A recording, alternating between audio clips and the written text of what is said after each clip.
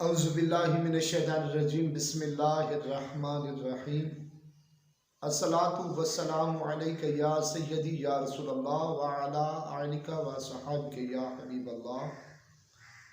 Dear viewers, अस्सलामु अलैकुम व रहमतुल्लाहि व बरकातुहू।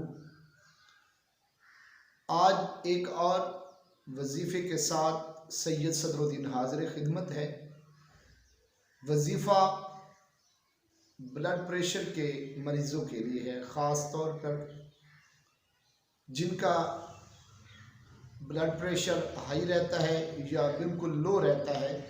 उस हवाले से ये वजीफ़ा है, इंतहाई शानदार वजीफ़ा है। आइए वजीफ़ा और उसका तरीक़ाकार समाअत फरमाते हैं। या बासी तो नमाज फ़जर के बाद 101 मरतबा आपने पढ़ना है। नमाज फ़जर के बाद 101 मरतबा आपने पढ़ना है और नमाज असर के बाद 103 मरतबा आपने पढ़ना है।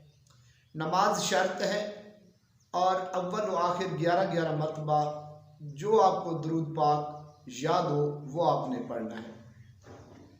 तो इंशाअल्लाह चंद ही दिनों के वजीफ़े से इंशाअल्लाह आपको वाज़िया फ़र्क नज़र आएगा। मेरे हक़ में दुआ कीजिएगा, मेरे चैनल को सब्सक्राइब कीजिएगा और वीडियो को ज़्यादा से ज़्यादा शेयर कीजिएगा। अस्सलामु अलैकुम।